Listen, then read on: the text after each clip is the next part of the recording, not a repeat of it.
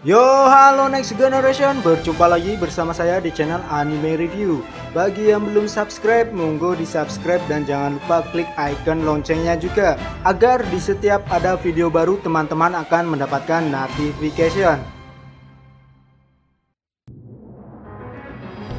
Kid Pirates merupakan bajak laut pimpinan Eustace Kid, yang mana dua di antara anggotanya merupakan bagian dari generasi terburuk, sama halnya seperti SHP.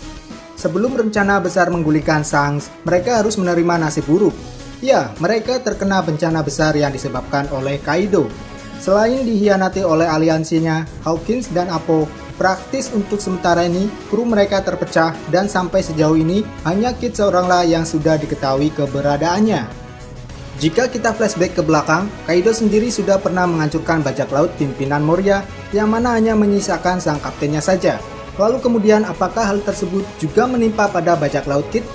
Ya, sekilas situasi yang diterima kedua bajak laut tersebut hampir sama, di mana Kaido masih bermurah hati untuk membiarkan kedua kapten dari masing-masing bajak laut tersebut untuk tetap hidup. Well, mari kita sama-sama analisa kemungkinan apa yang terjadi pada bajak laut Kid. Kita akan ambil semua kondisi, dari yang terbaik sampai yang terburuk. Kita mulai dari kondisi terburuk dahulu. Ketika dihadapkan pada situasi di mana seorang Yonko tiba-tiba saja datang tepat di depan mereka, otomatis perasaan kaget dan khawatir pasti akan muncul. Itulah yang terjadi ketika aliansi Kid dengan tidak sengaja bertemu langsung dengan Kaido. Kita bisa melihat ekspresi daripada ketiga kapten bajak laut generasi terburuk tersebut. Saya kira ada sebuah ketakutan yang tergambar di wajah mereka. Lalu kira-kira apa yang terjadi setelah itu? Apakah ada perlawanan? Ada dua kemungkinan yang terjadi, antara melawan dan tidak. Secara tidak langsung, kita pasti sudah tahu mana pihak yang tidak akan melawan. Mereka adalah Hawkins Pirate dan On Air Pirates. Ya, kedua bajak laut tersebut kemungkinan tak banyak melakukan perlawanan. Kenapa bisa begitu? Karena pada akhirnya keduanya membentuk sebuah kongsi dengan Beast Pirates. Jadi ketika sudah ada kesepakatan, maka untuk apa Kaido menghabisi anak buah Hawkins dan Appo? Toh pada dasarnya, mereka akan menjadi sekutu Beast Pirate yang artinya bisa menambah kekuatan mereka. Nah, berbeda dengan Kid Pirates, melihat kejadian masa lalu yang pernah menghadapi Sweet Commanders dan Akagami Pirates, maka sudah dipastikan Kid tak akan mau berdiam diri saja. Apalagi karakter Kid yang tak mau tunduk oleh siapapun. So, perlawanan yang tak imbang pun besar kemungkinan akan terjadi. Hasilnya kita pun sudah tahu, Kid kalah telak dan mendapatkan luka yang cukup fatal, lalu kemudian berakhir di penjara. Inilah kondisi yang memunculkan situasi buruk pada Kid Pirates. Kapten mereka yang melawan Kaido, otomatis perhatian Kaido pun akan tertuju pula pada anak buahnya. Ditambah lagi suasana hati yang buruk pada diri Kaido, yang mana dia gagal untuk melakukan percobaan bunuh diri. Coba bayangkan, akan seganas apa kondisi Kaido saat itu. Dalam keadaan mabuk saja sudah badass, apalagi ini dalam kondisi sadar plus suasana hati yang buruk. Di poin kedua, kondisi yang baik.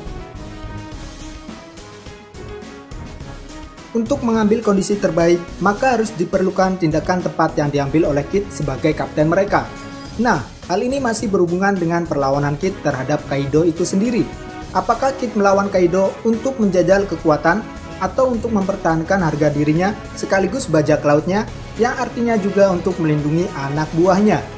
Meskipun keras kepala, namun Kid masih peduli akan nasib nakamanya. Terbukti ketika salah satu anak buahnya mengalami luka akibat Sweet Commanders. Nah, inilah yang saya kira menjadi alasan Kid harus melawan Kaido saat itu. Ya, untuk mempertahankan harga diri dan menyelamatkan nakamanya. Kemungkinan dia mengorbankan dirinya dan menyuruh para kru yang lainnya untuk meninggalkan lokasi tersebut. Loh, kenapa tidak menyerang bersama-sama saja? Kan Kaido hanya sendirian. Ya, memang jika dilakukan bersama-sama, maka bisa jadi akan sedikit menyibukkan Kaido dan kemungkinan juga bisa sama-sama menyelamatkan diri. Tapi tentu kita tak bisa mengabaikan resiko-resiko yang akan terjadi dong. Salah satu yang menjadi pertimbangannya adalah ketika saat melawan Akagami Pirates. Ya, secara tidak langsung mereka juga mengalami kekalahan sampai Kid juga harus kehilangan tangannya. Nah, dalam kasus Kaido ini bisa saja banyak korban berjatuhan di pihak Kid, atau yang lebih buruknya, bajak laut Kid akan hancur sama seperti bajak laut Moria. So, mengambil pertimbangan tersebut, maka Kid mau tidak mau harus melakukan perlawanan seorang diri. Dengan ini, maka resiko yang didapatkan tak akan sebanyak ketika mereka melawan secara bersamaan. Dan untungnya saja, Kid masih selamat meskipun berakhir dengan dijebloskannya ke penjara. Nah, hal inilah yang menjadi keuntungan bagi bajak laut Kid. Masalah bagaimana menyelamatkan Kid, mereka bisa mengatur ulang rencana tersebut belakangan. Jadi kesimpulannya, saya kira bajak laut Kid masih selamat, karena sebagian besar kelompok bajak laut yang masuk dalam generasi terburuk tak akan mudah dihancurkan. Dan saya kira peran mereka sangat krusial di alur Yonko Saga ini. Kita lihat, selama di penjara, Kid tak pernah menyinggung masalah tentang nasib bajak lautnya pasca bertemu Kaido.